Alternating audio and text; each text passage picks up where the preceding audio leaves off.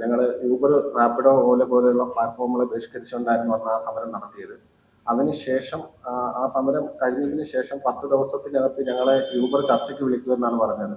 ഇന്നിതുവരെ ചർച്ചയ്ക്ക് വിളിച്ചിട്ടുമില്ല. ഞങ്ങളുടെ ആവശ്യങ്ങളിലൊന്നും സർക്കാരും ഒരു ഇടപെടലും നടത്തിയിട്ടില്ല.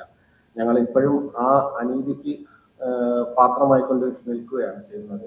നിലവിൽ ഈ സർക്കാർ സംവിധാനമായിട്ട് കേരള സവാരി എന്ന് പറയുന്ന ഒരു ആപ്പിനെ സർക്കാർ തന്നെ ഞങ്ങളുടെ ഈ ടാക്സി മേഖലയ്ക്ക് വേണ്ടി ഇൻട്രൊഡ്യൂസ് ചെയ്തിട്ടുണ്ട്. പക്ഷേ നിലവിൽ ഞങ്ങൾക്ക് ആ സവാരി ആപ്പിൽ നിന്ന് ഒരു ട്രിപ്പ് പോലും ലഭിക്കുന്നില്ല.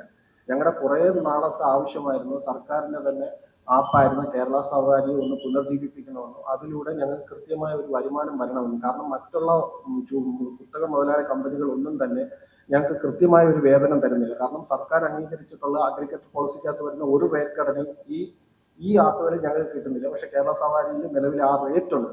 പക്ഷേ ജനങ്ങൾക്കിടയിൽ അതിനൊരു സ്വീകാര്യത ഇല്ലാത്തത് കൊണ്ട് തന്നെ ഞങ്ങൾക്ക് അതിൽ നിന്ന് ഒരു ട്രിപ്പുകളും ലഭിക്കുന്നില്ല. സർക്കാർ ഇപ്പം ഈ കഴിഞ്ഞ വർഷം നവംബർ 4-ാം തീയതി അത് വീണ്ടും 2.0 എന്ന് പറഞ്ഞുകൊണ്ട് കേരള സവാരിയെ വീണ്ടും അവതരിപ്പിച്ചു. പക്ഷേ ഒരു രീതിയിലുള്ള ഒരു പരസ്യമോ ജനങ്ങൾക്കിടയിൽ സ്വീകാര്യത കിട്ടുന്ന നിലയിലുള്ള ഒരു കാര്യമോ പബ്ലിസിറ്റിയോ ഒന്നും സർക്കാർ കൊടുക്കാത്തത് കൊണ്ട് തന്നെ ഇത് ജനങ്ങൾക്കിടയിൽ അത്ര ഒരു സ്വാധീനം ചെലുത്തുന്നുമില്ല. ഞങ്ങൾക്ക് അതിൽ നിന്ന് ട്രിപ്പുകളൊന്നും ലഭിക്കുന്നില്ല.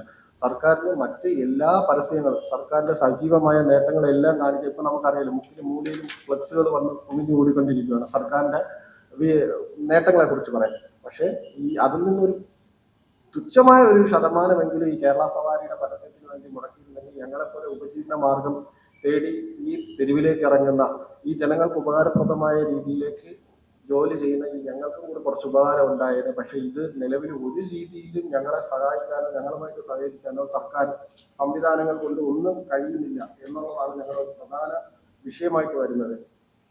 കാരണം തിരുവനന്തപുരം കേന്ദ്രീകരിച്ച് തന്നെ ഓൺലൈൻ മേഖലയിൽ പ്രതിദിനം 1000 ഡ്രൈവേഴ്സ് തൊഴിലെടുക്കുന്നുണ്ട്. ഈ 1000 ഡ്രൈവേഴ്സിനും സത്യം പറഞ്ഞാൽ ഈ കുത്തക മുതലാളിമാരിൽ നിന്ന് കിട്ടുന്നത് വളരെ തുച്ഛമായ റേറ്റാണ്. ഓടിയിട്ട് ഒന്നും തന്നെ വീട്ടിലേക്ക് കൊണ്ടുപോകാൻ പറ്റാത്തൊരവസ്ഥയിലാണ് ഞങ്ങൾ മുന്നോട്ട് പോകുന്നത്.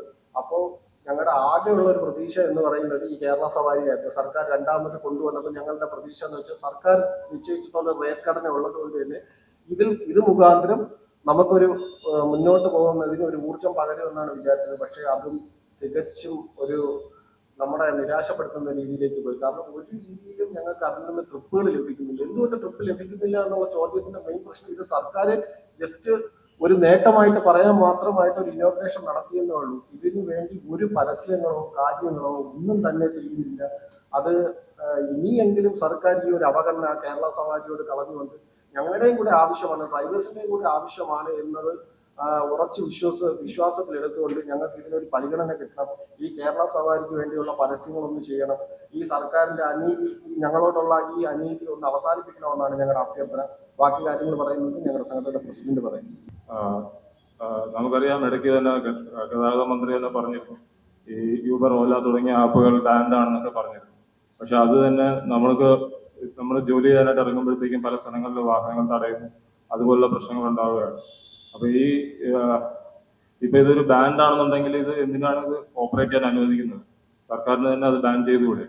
ഇപ്പൊ ചോദിക്കുമ്പോൾ പറയുന്നത് ലൈസൻസിന് അപ്ലൈ ചെയ്തു അങ്ങനെയുള്ള കാര്യങ്ങളാണ് പറയുന്നത്. ഏതെങ്കിലും കാര്യം നമുക്ക് അങ്ങനെ ചെയ്യാൻ പറ്റുമോ? ലൈസൻസിന് അപ്ലൈ ചെയ്തിട്ട് ഇത്ര മാസങ്ങളായി, ഇതുവരെ അതിന് ഒരു അനക്കവും ഇല്ല. അപ്പൊ ഇങ്ങനെ അവർക്ക് ഇഷ്ടമുള്ള റേറ്റിനൊക്കെയാണ് നമ്മളെ ഓടാൻ നിർബന്ധിതനാകുന്നത്.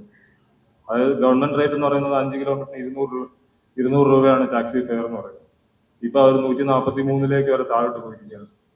അപ്പൊ അതുപോലെയാണ് മറ്റേ ഇന്റർസിറ്റി റേറ്റിലും എല്ലാത്തിലും വളരെ ചുരുങ്ങിയ റേറ്റിൽ നമ്മൾ ഓടാൻ നിർബന്ധിതരാണ്.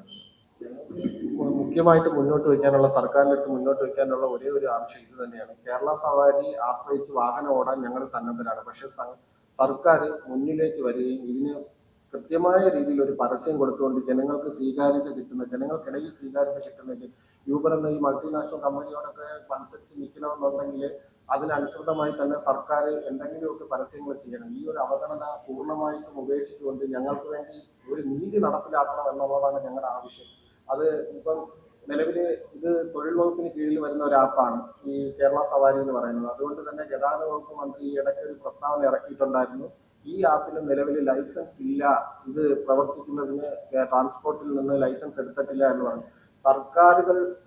വകുപ്പുകൾ തമ്മിലുള്ള ഈ അങ്ങോട്ടും ഇങ്ങോട്ടുള്ള പ്രശ്നങ്ങൾക്കിടയിൽ സത്യം പറഞ്ഞാൽ ശിക്ഷിക്കപ്പെടുന്നത് ഞങ്ങളാണ്, പാവപ്പെട്ട ഞങ്ങളാണ്. ഞങ്ങളൊരു വളരെയധികം വലിയ പ്രതീക്ഷയോടെയാണ് ഈ സർക്കാരിന്റെ ഈ ഒരു 2.0 കേരള സവാരി റീലോഞ്ച് ചെയ്യുന്നു. നിങ്ങൾക്ക് ആവശ്യമായ റേറ്റ് ഘടന അതിൽ കൃത്യമായി ഉറപ്പ് തരുന്നു, അതിൽ കൃത്യമായി നിങ്ങൾക്ക് ഒരു വരുമാനം ഉണ്ടാവും എന്നുള്ളത് സർക്കാർ പറഞ്ഞ ആ വാക്കിന്മേൽ വിശ്വസിച്ചുകൊണ്ടാണ് ഞങ്ങൾ ഇതിനെ രണ്ടാമത് സപ്പോർട്ട്. ആദ്യം ഒരു തവണ വന്ന് പരാജയപ്പെട്ടു, രണ്ടാമത് വീണ്ടും റീലോഞ്ച് ചെയ്തപ്പോൾ ഞങ്ങൾ വളരെയധികം പ്രതീക്ഷയിലായിരുന്നു ഉണ്ടായിരുന്നത്. പക്ഷെ വീണ്ടും അതേ രീതിയിൽ തകിടം മറിയാൻ ഞങ്ങൾക്കിപ്പോൾ ഒരു വലിയ ചോദ്യം മുന്നോട്ട് നിൽക്കുന്നത്, ഈ കുത്തക കമ്പനികളിൽ നിന്ന് എന്തെങ്കിലും വാങ്ങിച്ചുകൊണ്ട് സർക്കാർ ഇതിനെ പൊളിക്കാൻ വേണ്ടി നിൽക്കുകയാണോ എന്നുള്ള ചോദ്യം ഞങ്ങളുടെ മുമ്പിൽ വന്നു പോവുകയാണ്. കാരണം അല്ലെങ്കിൽ എന്തുകൊണ്ട് സർക്കാർ ഇതിനെ ഒരു പരസ്യം ചെയ്യുന്നില്ല? വെറുതെ ഒരു ലോഞ്ചിങ് മാത്രം നടത്തി വെച്ചാൽ എവിടെയാണ്? വീട്ടിനകത്തിരുന്ന് മുദ്രാവാക്യം വിളിച്ചാൽ ജനങ്ങൾ കേൾക്കുമോ?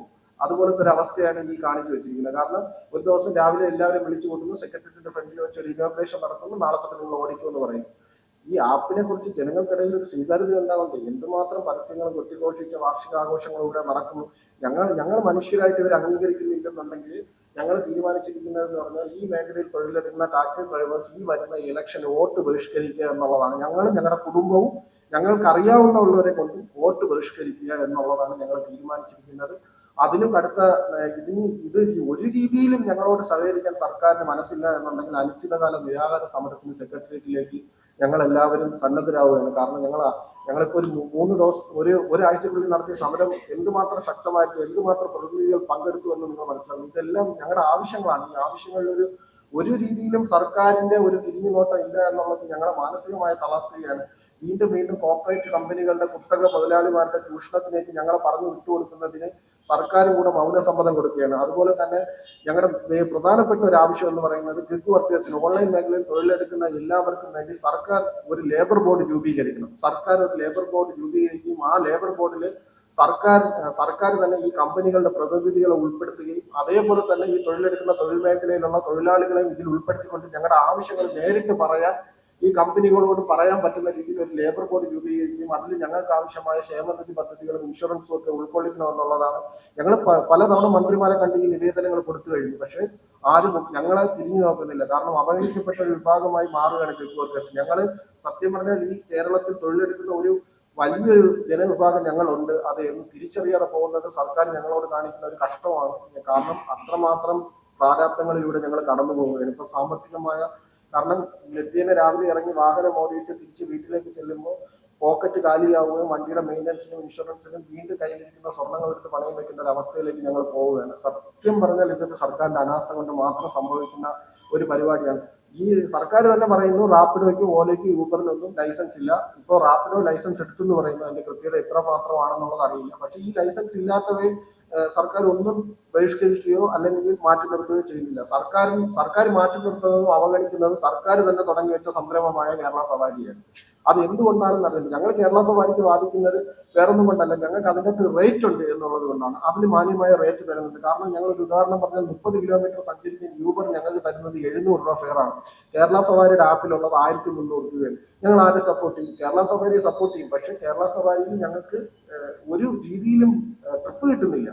എന്താ കിട്ടാത്തത്? സർക്കാർ പരസ്യം ചെയ്യാത്തത് കൊണ്ടാണ്. ഈ പരസ്യം ചെയ്യാതെ എങ്ങനെയാണ് ഇങ്ങനെയുള്ള ഒരു പ്ലാറ്റ്ഫോം പിടിച്ചു നിൽക്കുക? സർക്കാർ എന്തുകൊണ്ട് ഈ പരസ്യം ചെയ്യുന്നില്ല എന്നുള്ളതാണ് ഞങ്ങളെ ചോദ്യം. ഞങ്ങളെ മനുഷ്യരായിട്ട് കാണാത്തത് കൊണ്ടാണോ സർക്കാർ ഈ അനീതി ഞങ്ങളോട് തുടരുന്നത് എന്നുള്ളതാണ്.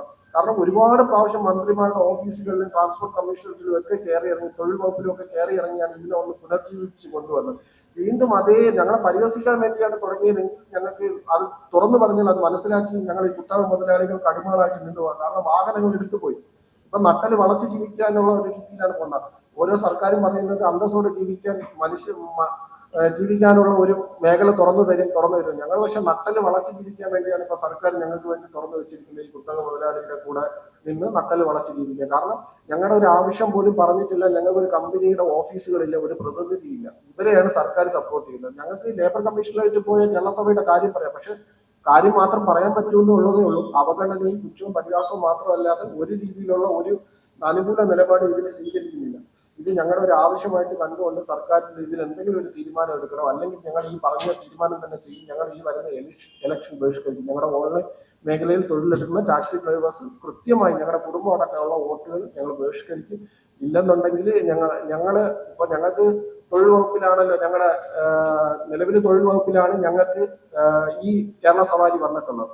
ഇപ്പം നമ്മുടെ മിനിസ്റ്റർ തൊഴിൽ വകുപ്പ് ശിവൻകുട്ടി എന്ന് പറയുന്ന മിനിസ്റ്റർ നിയമമണ്ഡലം കേന്ദ്രീകരിച്ചാണ് നിൽക്കുന്നത്. അപ്പം ചിലപ്പോൾ ഞങ്ങളുടെ ഒരു സ്ഥാനാർത്ഥി വരെ നിർത്തിയെന്ന് വരും. 1000 വോട്ടാണെങ്കിലും കുഴപ്പമില്ല, കുറയ്ക്കാൻ പറ്റുമെന്ന് ഞങ്ങൾ നോക്കണം. ഞങ്ങൾ ഇറങ്ങി പ്രവർത്തിച്ചാൽ അതൊക്കെ പറ്റും. ഞങ്ങൾ ഒരുപാട് മേഖലകളിൽ തൊഴിലെടുക്കുന്നവർ ആ പ്രദേശത്തും ആ മണ്ഡലത്തിലും ഉള്ളവരാണ്. ഞങ്ങളെ കൂടെ ഈ അനീതി തുടരുകയാണെന്നുണ്ടെങ്കിൽ തീർച്ചയായിട്ടും ഞങ്ങൾ അത് ചെയ്യും. ഞങ്ങൾ അങ്ങനത്തെ ഒരു കടുങ്കൈയിലേക്ക് പോകാനുള്ള ഒരു തീരുമാനത്തിലേക്ക് സർക്കാർ കൊണ്ടെത്തിക്കരുതെന്നാണ് ഞങ്ങളുടെ അഭ്യർത്ഥന. ഞങ്ങളുടെ അവകാശങ്ങൾക്ക് വേണ്ടി ഞങ്ങൾ പോരാടുന്നതാണ്, ആരുടെ ഔദാര്യത്തിന് വേണ്ടിയല്ല. അതുകൊണ്ട് അത് തീർച്ചയായിട്ടും സർക്കാർ മനസ്സിലാക്കി ഞങ്ങളുടെ കൂടെ നിൽക്കണമെന്ന് പറയുന്നത്, നിങ്ങൾ തുടങ്ങി തന്ന ഒരു നല്ല സംരംഭത്തെ നിങ്ങളായിട്ട് നശിപ്പിക്കരുത്. ആ ഒരു സംരംഭത്തെ വിജയത്തിലേക്ക് എത്തിക്കുന്നതിന് വേണ്ടി സർക്കാരിന്റെ പിന്തുണയാണ് ഞങ്ങൾ അഭ്യർത്ഥിക്കുന്നത്. അത് കിട്ടാൻ വേണ്ടി ഉള്ള പ്രതീക്ഷയോടെയും കാത്തിരിപ്പോടെയും ഞങ്ങൾ നിൽക്കുകയാണ്. അതിനുവേണ്ടി സർക്കാരിന്റെ പരിഗണന ഉണ്ടാവും. ഇതാണ് ഞങ്ങളുടെ ഒരു ഇത് പ്രസ് മീറ്റിൽ പറയാൻ ഉദ്ദേശിച്ച കാര്യങ്ങൾ. രീതിയിൽ ഒരു കമ്പനിയും നമ്മളെ തൊഴിലാളികളായിട്ട് അംഗീകരിച്ചിട്ടില്ല. നമ്മളെ അവരെ പാർട്ട്നേഴ്സ് ആയിട്ടാണ് വെച്ചിരിക്കുന്നത്. അപ്പൊ നമുക്ക് ഒന്നും അവരടുത്ത് വിളിച്ച് പറയാനോ ചോദിക്കാനോ ഒരു ഓപ്ഷൻ ഇല്ല, ഒരു ഓഫീസോ ഒന്നും ഇവിടെ നിലവിലില്ല. അപ്പൊ അത് സർക്കാർ മുൻകൈ എടുത്ത് ഇങ്ങനെയുള്ള കമ്പനികളെ ഇവിടുന്ന് ഓടിക്കണമെന്നാണ് നമ്മുടെ അഭിപ്രായം. കാര്യം ഒന്നുമില്ല, അവർക്ക് നമ്മളെ എന്ത് വേണോ നമുക്ക് പറയാം. 2 ദിവസം ഏതെങ്കിലും കസ്റ്റമറായിട്ട് എന്തെങ്കിലും ചെറിയൊരു ഫീഡ്ബാക്ക് പ്രശ്നം ഉണ്ടെങ്കിൽ ഞങ്ങളോട് ചോദിക്കത്തില്ല. അവർ കസ്റ്റമർ മാത്രം പറയുന്നതനുസരിച്ച് നമ്മളെ 15 ദിവസത്തേക്ക് അല്ലെങ്കിൽ ആയുഷ്കാലമായിട്ട് നമ്മളെ ബാൻ ചെയ്ത് വിടുന്ന ഒരു പരിപാടിയാണ് ഇപ്പം നിലവിൽ നടന്നുകൊണ്ടിരിക്കുന്നത്. അതുകൊണ്ട് തൊഴിലാളികളായിട്ട് നമ്മൾ അംഗീകരിക്കണം.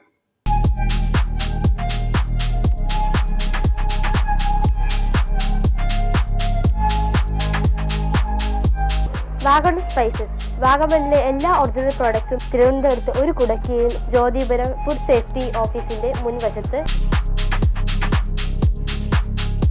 കശുവണ്ടി, കുരുമുളക്, ഗ്രാമ്പു, ഏലക്ക, പട്ട, കാഷ്യൂനട്ട്, നട്ട്സ്, ആൽമണ്ട് എന്നിവയെല്ലാം ഇവിടെ ലഭ്യമാണ്.